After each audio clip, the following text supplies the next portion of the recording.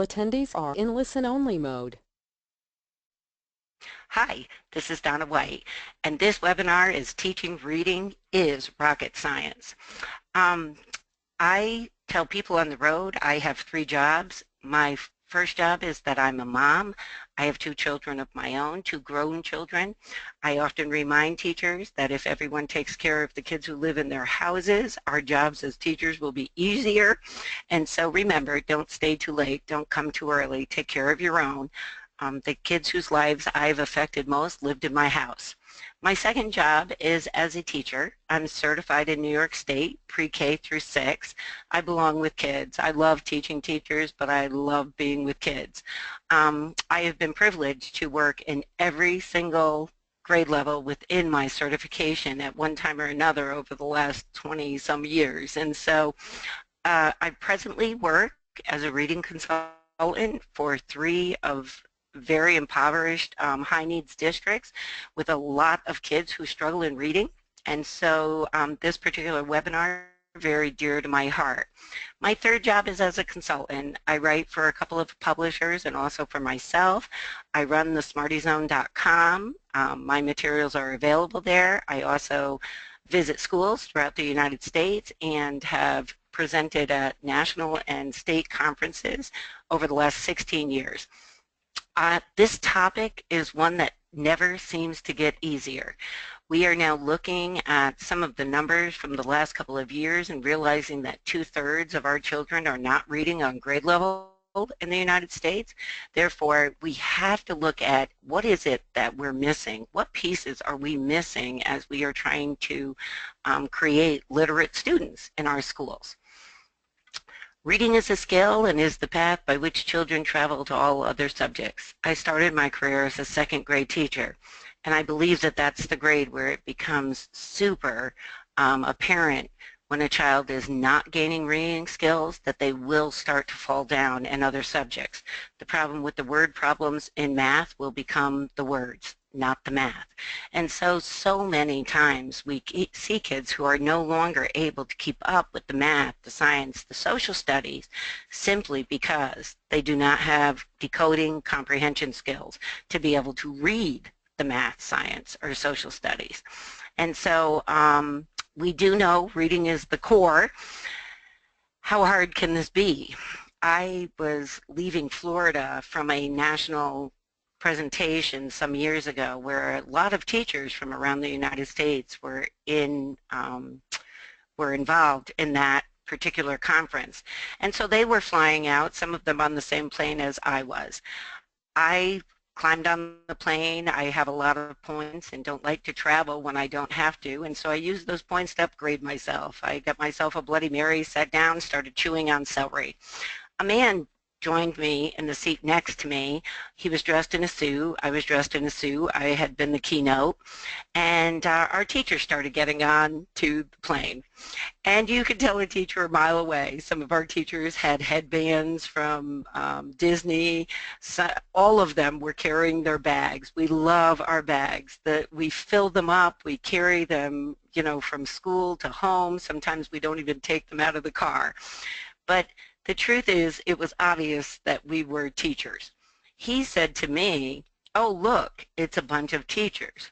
I was chewing and was just about to say, I know I was with them, when he said, "How hard can it be to teach a 5-year-old 26 letters?"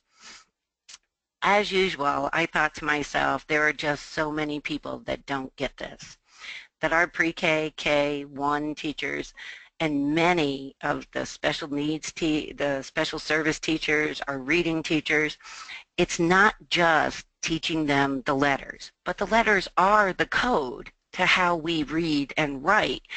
And I guess that for him, just those 26 letters would be the magic bullet, but we know it's so much more than that.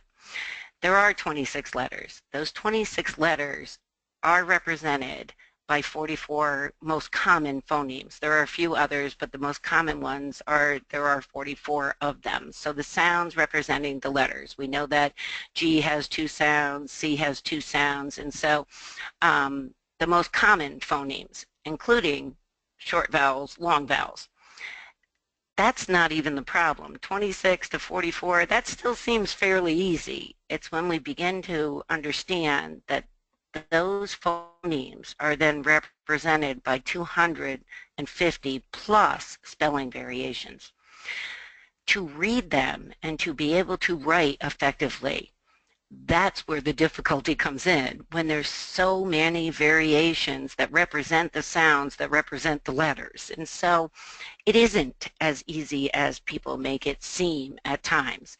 There are people in the country who say the simple view of reading looks like this, that you are reading if equals decoding and comprehension. Now, we lived under some Ames web testing in the United States. A lot of us used that as a fluency check and found out that we had kids who could chuck words, but technically they weren't reading because they didn't understand the words. So they were able to decode, but they couldn't comprehend. We have kids, if things are read out loud to them, they do comprehend. Unfortunately, they can't read them for themselves because they lack decoding skills. Reading combines those two things together so that you not only decode and do it fluently, but you then have more brain power to process what the material is telling you and to comprehend that material. I believe when you look at Scarborough's work over the years that reading looks more like this, that it isn't that simple, that there's a whole lot of strands that have to come together to create kids who are skilled readers. The language barrier alone at times can be a challenge. We have kids who have very low vocabulary skills, very low literacy knowledge. On top of that, not coming to school with some background knowledge that it takes to be an effective reader. All of the things in the top portion of the screen are about the understanding of the words. But in truth, you can't understand the words if you can't decode the words. And so many times that word recognition, we know the connection of sounds with letters, the decoding, the spelling patterns, the sight word recognition, the automaticity of all of this has to come together. And then we begin to see kids who can comprehend what they read as well as recognize and actually read the words. I believe in the United States we are heading in a path with many of our standards that say to children we need higher level thinking skills. Well, first we need some kids who think at all. We have many, many kids who will sit in classrooms and say, you know, do I have to put my name on this? Is this going to count for a grade? Can you do this for me? I ripped my paper. I don't have a pencil. If we can't get kids to think at a lower level, then how will we ever get them to think at a higher level? And if our children can't decode, how can they possibly then turn their brain power into understanding what it is that we're asking them to decode? So while it's a lofty goal to say we want kids who can find evidence, cite evidence, understand and interpret their reading, we first must teach them to decode the reading and to feel successful doing that in a fluent manner. So it is a challenge.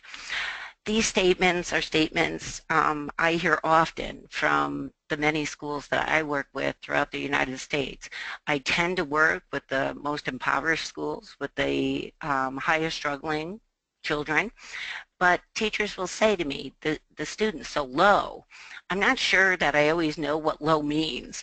I sometimes say back, what do you mean by that? And the teacher will say, well, the student doesn't know their letters or doesn't know their sounds. Well, what is it that they don't know about their letters or their sounds? Teachers sometimes say, well, they can't read. If I say, well, why can't they read? Well, I don't know. They just can't read. The student reads below grade level. That one scares me because we have in the United States been based on a 12-step system forever since everybody was farmers. That's why many of us have summers off, because the kids need to work in the field. We've outgrown the system of labeling kids by grade level, and yet if we continue that, we do see a lot of that, oh, they're so low because they don't read at a second grade level and they're in second grade. Whereas the reality is a child could be in second grade reading, what we consider to be a fourth grade level, but which is very normal to them. Or that child could be more at a 4-year-old interpretation of print. He or she has no reading skills. Wow, there's a lot that goes into which reading skills does he or she not have. And most often I'm surprised and so proud of teachers around the United States who will sit in my sessions, and I just came from the nationals, the I Teach First, the I Teach Second, the I Teach Kindergarten, the National Differentiated Conference, where I would say to teachers in a room, how sure are you that you know exactly what this child needs from you to help him or her become an effective reader? And I'm proud of the fact that the teachers would say, I sometimes feel like I don't. Because if we recognize that, then there's something we can do about it. So figuring out what is impeding these students from becoming effective readers and writers. When I first partnered with ESGI software, I had it in my head that I wanted desperately for people to understand that reading is not a set of pre-K, K, first, second, third grade skills. It doesn't matter whether you're an English language learner in 11th grade, or you're a special service child, or you're a struggling middle schooler. To me, reading happens on a continuum. And if we built our classrooms to assess and teach where each student is on that continuum, then we will be much more successful in bringing up the number of children who can read. And so it's acknowledging that we have to look beyond a grade level skill and more at a continuum of how do we teach these children where they are, from where they are to where we want them to be. Now, when we say a student can't read, that can mean a lot of things. And so to address some of the ones that come up most often in the conversations that I have with administrators and with teachers, I'm going to begin with the lowest one. It could mean that they have limited or no knowledge of alphabetic principles. Now, that's a pretty broad category where we're looking at how do letters relate to sounds, relate to patterns of letters that relate to sounds when we're trying to read. And so when I think of alphabetic principles, a lot of us tend to, and you'll notice at the top of the ESGI box, it says letter identification of just upper. So we know there's not just 26 that they have to identify, there's actually 52 because many of them don't look the same. Even in the lowercase form, when they're exactly the same letter, they look different to children. And so when we test that, what are we really learning? And I would challenge teachers to say, we're not learning a lot about whether or not a child can apply that to be a reader, because letter identification is a visual skill. It's a visual discrimination skill, kind of like being able to name me. When kids walk in a room and say, hi, Mrs. White, it's because they recognize me. It's a visual skill and they've associated a name with me. Letters are that same way. We can show them a letter and they have the visual discrimination skills to say, I can name that letter. But it doesn't tell me a whole lot about what you know about letters. When we begin to look at things like writing the letters in random order on cue, then we're bringing in another skill, producing a letter sound, identifying a letter sound. So recognition is a skill, but it's the lowest of the skills. It's actually just the visual recognition skill.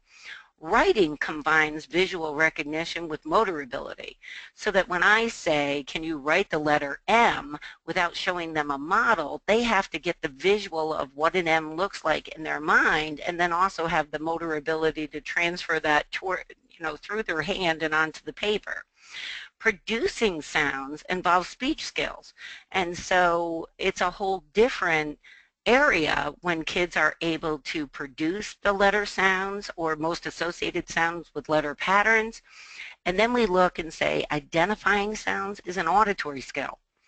And all of a sudden we have visual, motor, speech, auditory coming together to help us achieve what we we call alphabetic principles. In the end, I've known a lot of kids over the years who can recognize the letters, they can write the letters, they can produce the sounds, they can identify the sounds. Just don't ask them to read, because they've not yet acquired the skill that utilizes all of those pieces to become effective readers and writers. And so we're always, as we're teaching them about literacy, we're looking for which pieces of the puzzles are missing. One letter on the reading continuum that I created is devoted to alphabetic principles and runs into a bit of the phonics. When you look at the ladder and the arrow, there are things that can happen in conjunction. So as they're identifying letter sounds, they're also recognizing and naming letters. I would never say that the ladders go exactly in order for every single child, but we're pretty close because we actually do know that there's a progression of skills.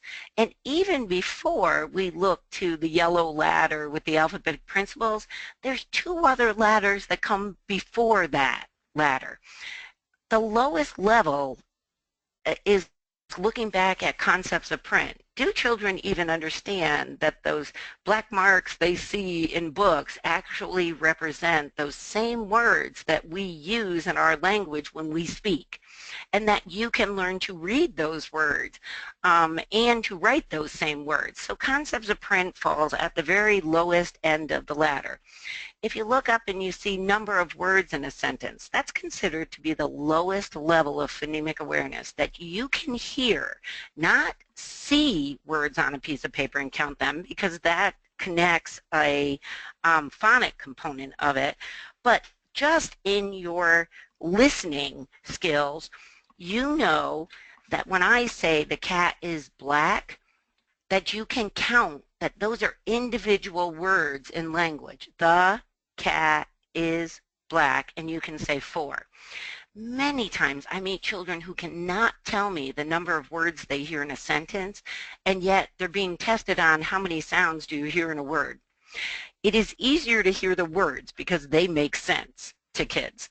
It's harder to hear individual sounds. So if you can't do the lower skill, the chance that you can then do the, comes after that is pretty rare. We tested over 800 children in one of the districts that I work in back in May. There were some glaring things that kind of smacked us in the face about what kids were lacking in terms of those low-level skills. We had some children who, if you look at the first ladder, hearing rhyme, both simple and harder rhyme, is a lower level skill than producing rhyme.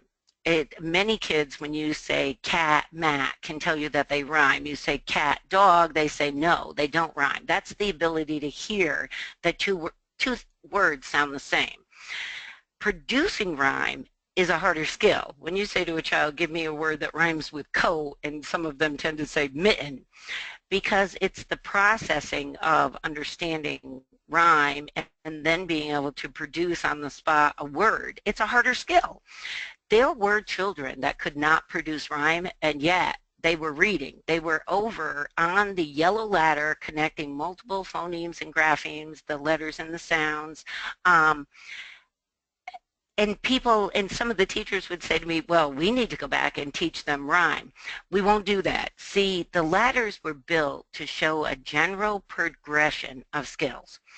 There are times when a child skips a rung on the ladder and can still move on and do other skills. I think we're getting too caught up on the lacking skill. Now, I would say that if 2 or 3 or 4 of the rungs start to break and the child cannot do several skills in a row, that just like a ladder at home, you would say, wow, I can't climb this ladder because there's just too many missing steps on it.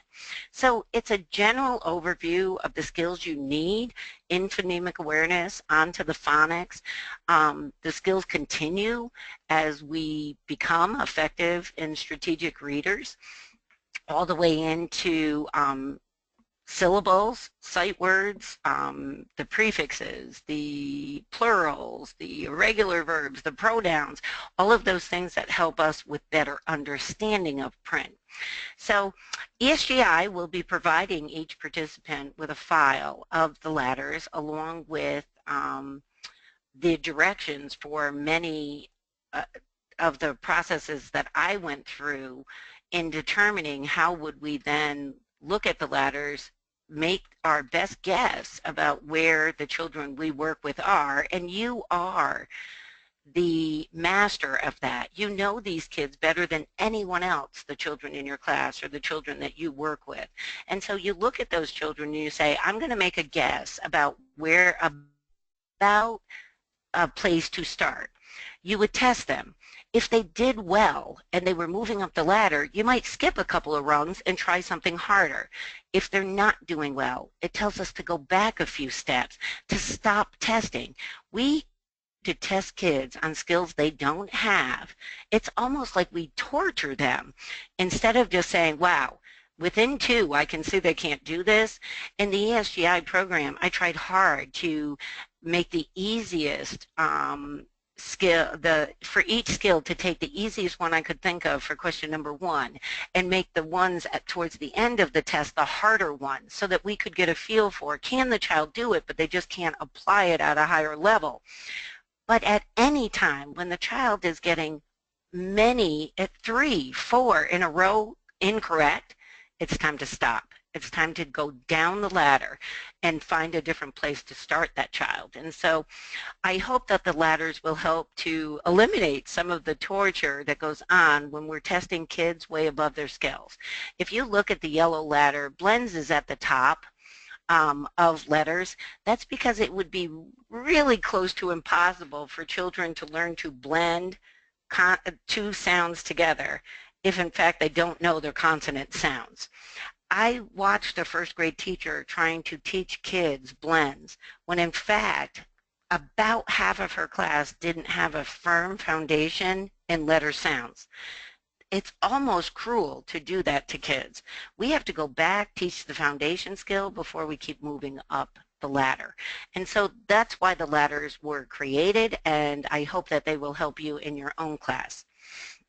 To connect what I did with the reading continuum with ESGI, last year, one of the schools that I worked with happened to be on strike for a long amount of time, in fact, a month to be exact. It gave me time in my home office that I hadn't had in years to really think about what kids needed.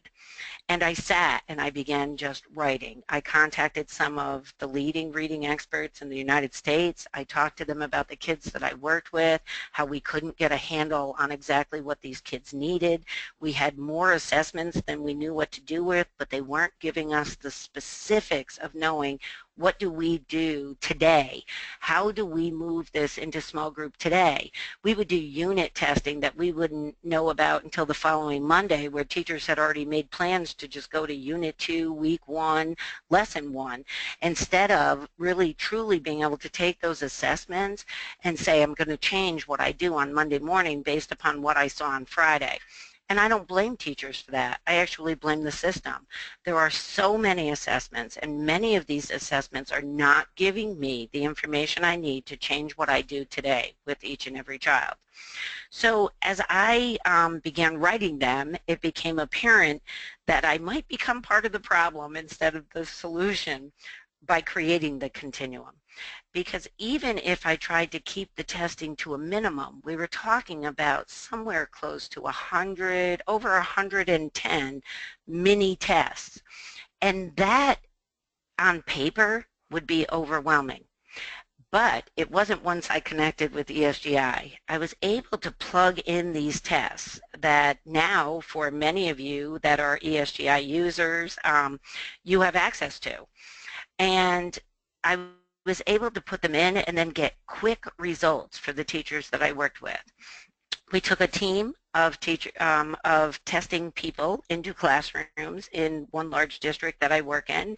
We did it so that there wouldn't be any bias from teachers, and so that we wouldn't overwhelm our teachers at the end of the year by saying we need to test all these kids on these things. We put together some tabs, which ESGI allows you to do quickly. We had a K tab, a first grade tab. We would give the first grader the first grade paragraph. If they couldn't read it within a couple of sentences, we would step down to the K paragraph, ask them questions on them. If they couldn't do that, we stepped down to the Alphabetic Principles, and we were able to take some quick and easy assessments and get a handle on what do our kids know and what don't they know. I'm going to share with you some of the results of that testing because some of it was very eye-opening to us. When we would do rhyme, if the child could, it said man and Matt, you know, they don't rhyme, we would hit yes, the child got that correct. If they did in fact say that they rhymed, we would hit no, they did not get them correct.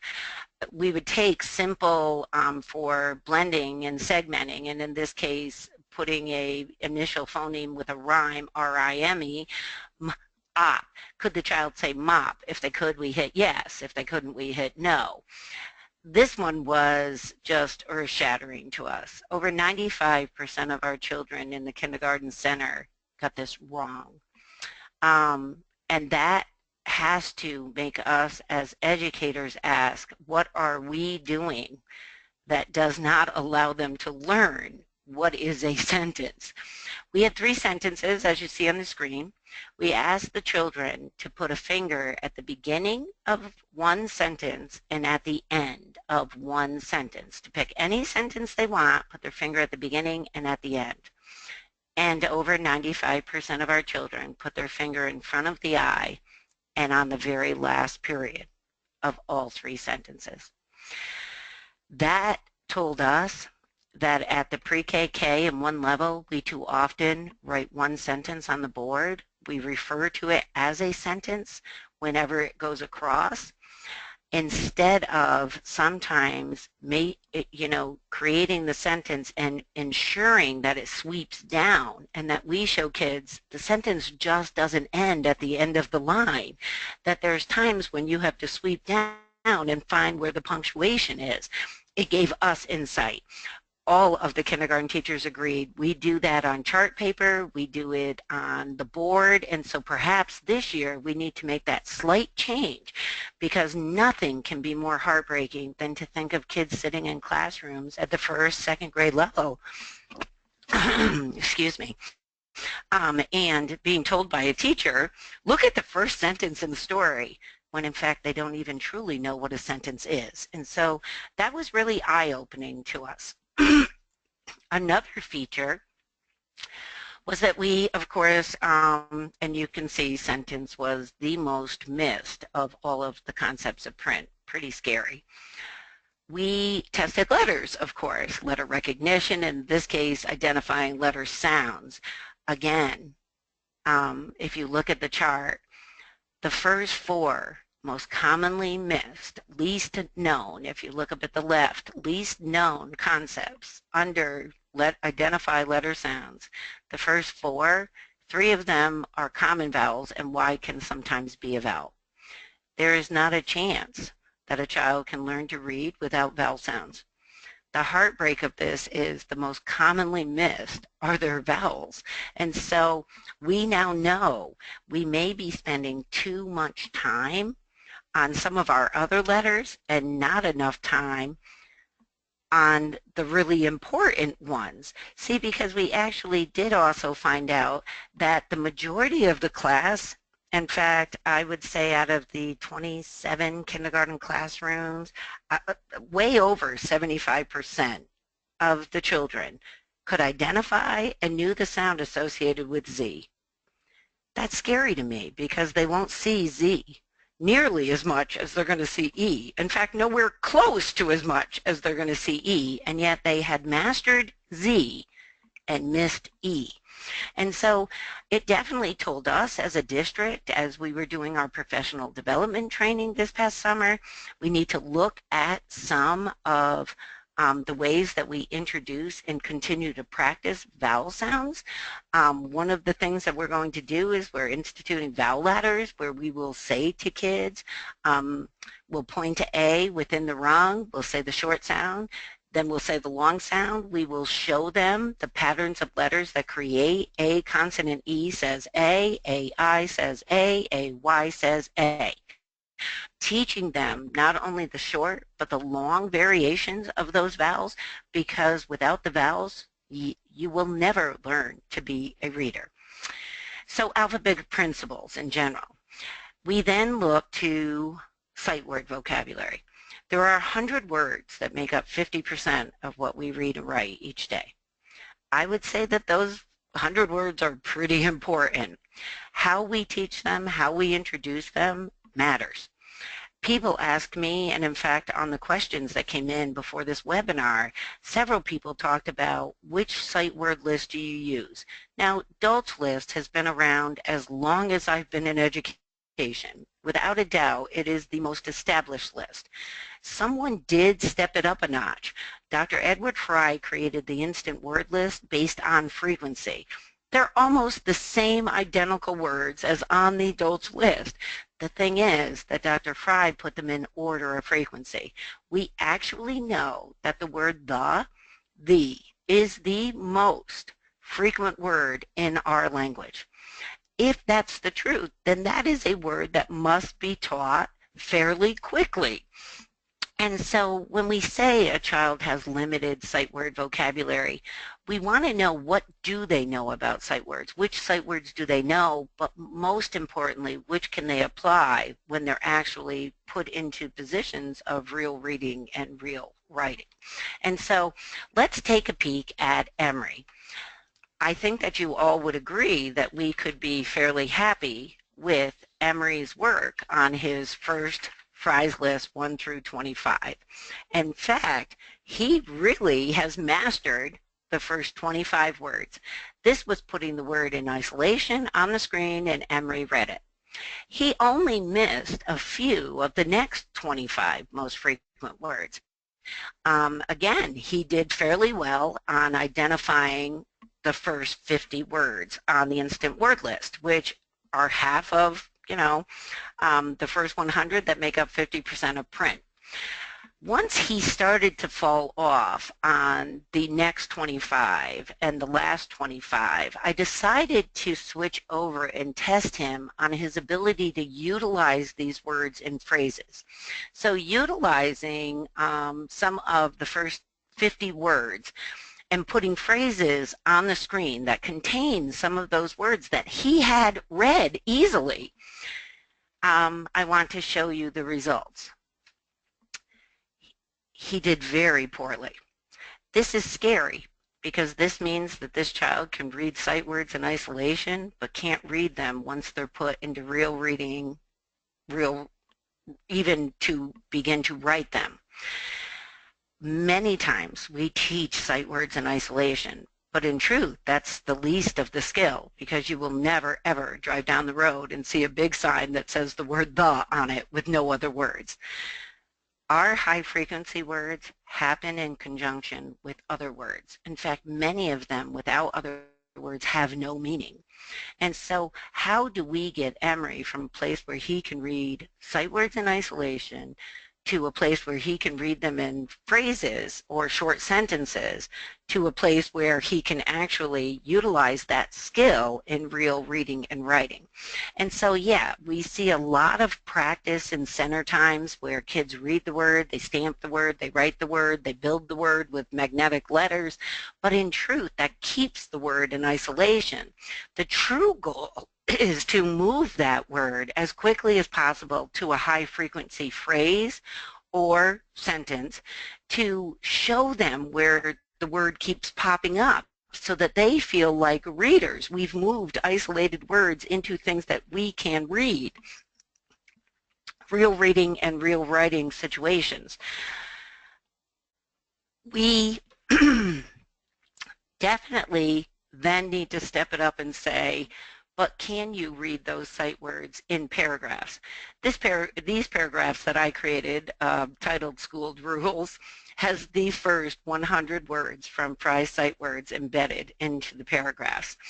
At the middle school level in a district that I work with, we are actually giving this to struggling readers, asking them to read it. I just recently put all 100 words into ESGI so that a teacher can sit at a computer, and as the child reads, they can just say yes or no. The child got the word, they didn't get the word. We will then know how many of the first 100 words and which ones kids are struggling with most within real reading and writing. Don't even have to pay attention to the other words. If they miss them, if they, stop and, try to sound out a word, because the words we're focusing on in these particular paragraphs are just the first 100 most frequent words. This is included in the packet that people who attended the webinar receive free, and you can definitely start testing with those young children, or the ones that at least we feel are reading but might be struggling with sight words, by giving them that paragraph. When we talk about limited sight word vocabulary, we definitely want to look and say, not just in isolation, phrases, paragraphs. That's the most important thing. They have few or no strategies for recognizing unknown single or multi-syllable words. This is a big one, and that is because as schools, as teachers, as administrators, reading coaches, we need to be very clear within a district that kids need common language to hang on to strategies for decoding, for understanding that the words and the pictures match, or for understanding that the words tell about the graph in the nonfiction or the cutaways that are available in the pictures. And so when we think of strategies for decoding, one of the earliest ones for understanding that print holds meaning, and that's what reading is, print holds meaning, that we look at the picture and we say to the youngest of kids who sit on our lap, look at the picture, this is a bat. We then, as time goes on, begin to connect the word bat at the bottom of the page with the picture. So this is the lowest level of decoding print for meaning, is to look at the picture. If you want to know if kids can read and decode, just drive by McDonald's with a 3-year-old. They read just fine. They're reading a picture that holds meaning to them. And so read the Joyce Rainville, who illustrated these posters for me back in 2011, is a graphic illustrator that I work with, and she did a great job. I created them with and for a district in Illinois, who then gave me permission to share them, even though they had paid for the work, to share them with a lot of other teachers. So in just a second, I'll tell you where you can get these posters or bookmarks. But when you think of another decoding strategy, it's really sad to watch a 4th grader skip words and not come back. The true decoding strategy is not skip it. It's jump over, read on, come back and reread.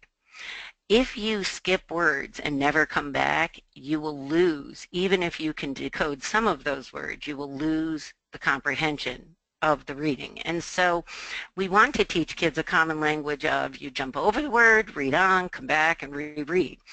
That was, and the pogo stick represented that for us, that you don't always just go forward. Sometimes you go backwards a little bit. And so that became our common language. One of the toughest ones for me in the United States, because I'm going to have to admit that as a kindergarten, 1st grade teacher, I use these words a lot, and the words are really, truly not effective as a decoding strategy. And those are the words, sound it out. That strategy works best when the word is consonant, vowel, consonant. After that, you have to know the rules. You have to be able to stretch words by basically no longer individual sounds based upon syllables.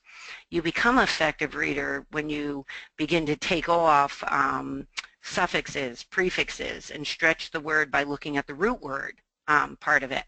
And so truly teaching kids to sound out words has hurt us more than it has helped us. And that is because a sixth grader will still depend on the strategy. When he is a struggling reader and I say, what can you do if you don't know the word? I've had middle schoolers tell me, you can sound it out. Guys, you can't sound out the word Constitution unless you're going to go at it by syllables. If you sit and try to sound out every single letter, you don't even have the visual memory capacity in your brain to hang on to that many letter sounds before you get to the end of the word. And so our goal should be to teach kids that you can stretch words, and one of the ways that you can stretch words is by sounds, but that very quickly, as we become effective readers, goes away, and that we begin to stretch words by rules, by syllables, by endings, and that is a much more effective strategy. And so if we could lose those words sounded out and more often refer to stretch it out, could be by sound, but our goal is absolutely to get to syllables. And so you can see the bookmarks that I have created and the posters, the small posters, are available in black and white at Teachers Pay Teachers. They're free. Both are free. You can take the file, download it. Switch the sound is one I'm asked about a lot, the one on the screen with the little light switch. Switch the sound is when kids are trying long vowels and it's actually a short vowel, or they're trying hard C and it's actually soft C. And so we're trying to teach them different decoding strategies that they can use over time that we hope will become automatic for many of these kids. But to do that, we have to have a common language. And I'm going to give you an example of when varying language in the same school can really impede a child's ability to learn to read. I was sitting at a first grade table watching a teacher teach a reading lesson, and she asked a child to read. He said he didn't know the word, and she said, what can you do if you don't know the word? And he said, find a friend. Now immediately my heart sank, thinking his first strategy is to ask someone else instead of trying to figure out this word. But that wasn't the case, because he said, I'm going to look for a friend, and he started looking at the book, and she said, well, ask someone. And he said, I wasn't going to ask someone, I'm going to look for a friend. And the teacher almost got frustrated with him when this little girl next to him said, don't be upset. Last year, our teacher told us that if you look for a little word inside of a big word, that's called find a friend. But no one knew his strategy, and that breaks my heart. See, we have to speak a common language, and if you don't get that common language for decoding in pre-K, we're going to say it again in K, and if you don't get it in K, we're going to say it in first grade, and if you're struggling in second grade, you're going to hear that same language until you master it. If we are changing our decoding language, if we, one level is using Beanie Baby strategies and another level is using a different way to introduce the kids begin to think that these are all different. They're not different. It's a common language. We need a common language for decoding. And so definitely as we look to how do we get kids, how do we give them strategies for recognizing unknown single and multi-syllable words, we have to ask ourselves if we have a common language. The other part of that is when kids in third, fourth, fifth grade are struggling, the first thing I want to know is can they read words that have the 6 types of syllables? And so many times people say to me, well, I'm not sure. Well, beyond the lowest level of figuring out words, what we're trying to do is identify that kids have the skills that it takes to identify the 6 types of syllables as they break apart words, because if you don't, you do not become an effective reader. So in his ESGI, I have several tests that ask teachers to test whether or not the child can read these words fluently, and each one uses a different type of the syllables. That's where you would start with older kids who struggle. Whether they're in high school or they're special service older kids, we want to know, can they read the 6 types of syllable, the words that have the 6 types of syllables? If they can't, then we'll go down the ladder. If they can, then we have to look at what else is impeding their ability to be effective readers. And so when we say a student can't read, that might mean he or she won't read. Motivation is key in reading, wanting to read. We know there's 10 ways to become a better reader. If you've ever seen the poster, all 10 say read. Read, read, read, read, read, read, read, read, read, and then read some more.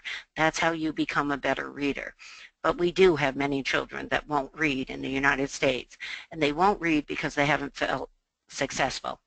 If we can find their levels and begin to teach at the level that they presently are on, no matter what their grade level, then we will have kids that get more excited about reading. We've seen it. We tested a fourth grader at a teacher's request in one of our districts. Some teachers sat behind him as I tested him. He was flying through the rungs until he got to the 6 types of syllables, and then things fell apart for him. And so we now knew, what do we need to do to support him in becoming a better reader? We need to take each type of syllable and explicitly teach him how to utilize that to figure out, decode the words so that he can become a more effective reader. Kids will do that and be excited about it when they feel success. Often these kids are beat up week after week after week. We almost put a noose around their neck and we drag them along. We want to be able to determine where they are and take them to the next rung so that they feel that success. Kids who read very slowly with too much emphasis on individual words are said to not be good readers. They read very fast with little or no understanding, or they skip punctuation. Testing punctuation is important, and within this little piece of writing, I'll be able to show you how important it is. If I read this, much like if you read it, it would sound similar to this. I would like to apply for a job with your company. For 2 years, I have been employed as a sales clerk for the Jones store. I sold nothing that I did not take pride in. I am sure it will be the same if I work for you.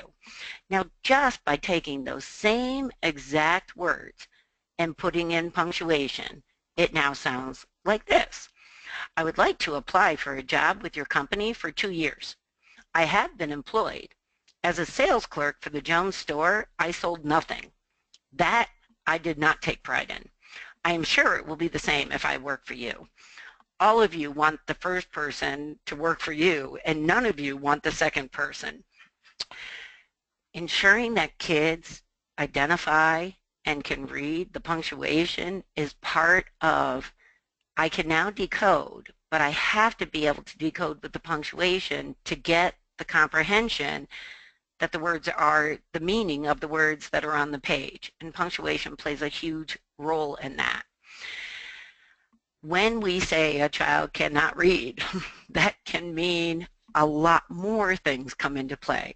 They don't reread for understanding, they don't visualize text, that they cannot sequence text, they don't use prediction, they don't make inferences, and on and on. And I challenge you to remember that while these are higher level thinking skills, and they all are our comprehension skills, that without being able to decode, you will never be able to comprehend. And so the child who struggles one word at a time or can't figure out those words on the page uses so much of his brain power or her brain power to just get through every word that they don't have the power to go back and understand what the words are saying. Teaching reading is rocket science. It's imperative that educators be able to determine what impedes students' ability to decode or to comprehend. I hope in the future to partner with ESGI to do more of the comprehension end. The reading continuum was built as the decoding end, understanding where they are and where they need us to take them. Their success depends on us. And so our firm understanding of what a child needs and where we need to take them is imperative. We at ESGI and myself, Donna Whyte at thesmartyzone.com, offer you 60 days free trial of ESGI if you are not already a member. The promo code to use is the Smarty Zone. That code will then get you a discount if you should go on and decide to buy a subscription to ESGI.